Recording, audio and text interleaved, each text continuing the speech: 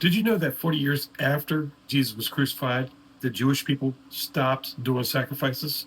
They were conquered by the Romans, and their country was taken from them. They were scattered abroad, and for thousands of years, they didn't have the Israel nation. There was no Israel country. They didn't do any more sacrifices of animals. Um, and you think, well, why didn't they do it right away? It's kind of like a full circle. If you go back to where Moses saved the Jewish people out of the bondage of slavery in Egypt, they cross through the Red Sea and the River Jordan, which represents, baptism, salvation. Jesus' death on the cross represents baptism for the whole world, salvation for the whole world. So for 40 years, it takes them 40 years to make it to the promised land. After Jesus' death, it takes it 40 years to lose the promised land. And there's a lot more to it. You go back to Abraham, the father of many nations.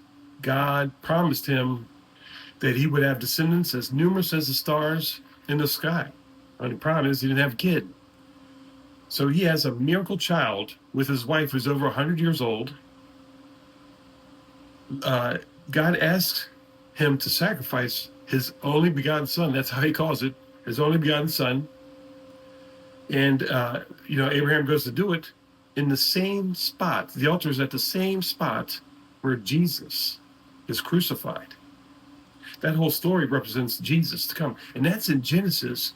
That's in the middle of Genesis. Genesis is the first book. It's like a promise of Jesus to come. And there's a lot more than that in the Old Testament, a whole lot more. Proverbs 34 says, "Who has ascended into heaven and descended?" Jesus did that. "Who has gathered the wind in his fists? Who has wrapped the waters in his garment? Who has established all the ends of the earth? What is his name or his son's name? Surely you know." That's in Proverbs. That's Old Testament. Daniel and two of his friends were thrown into the fire for not worshiping the king. They were bound and thrown into the fire, and one of the kingsmen looks into the fire and sees a fourth person. He goes, "There's a fourth," and he looks like the son of the gods. That's Jesus in the fire with him. Daniel and them are saved from the fire. Isaiah 53. If you haven't heard that one, this is really going to get you. Now I'm just going to cut out, cut through 4 on, because the rest part, just to save time. "Surely our griefs he himself bore, and our sorrows he carried. Yet we ourselves esteemed him stricken, smitten of God, and afflicted. But he was pierced through for our transgressions. He was crushed for our iniquities. The chastening of our well-being fell upon him. And by his scourging we are healed. All of us like sheep have gone astray. Each of us has turned to his own way. But the Lord has caused the iniquity of us all to fall on him.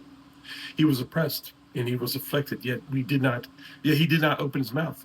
Like a lamb that is led to the slaughter, and like a sheep that is silent before the shearers. So he did not open his mouth. By oppression and judgment he was taken away. And for his generation, who considered that he was cut off out of the land of the living? For the transgression of my people, to whom the stroke was due. His grave was assigned with the wicked, yet he was with a rich man in his death, because he had done no violence, nor was there any deceit in his mouth. But the Lord was pleased to crush him, putting him to grief. If he would render himself as a guilt offering, he will see his offspring. He will prolong his days, and the good pleasure of the Lord will prosper in his hands." It's a little emotional here. "As a result of the anguish of his soul, he will see it and be satisfied.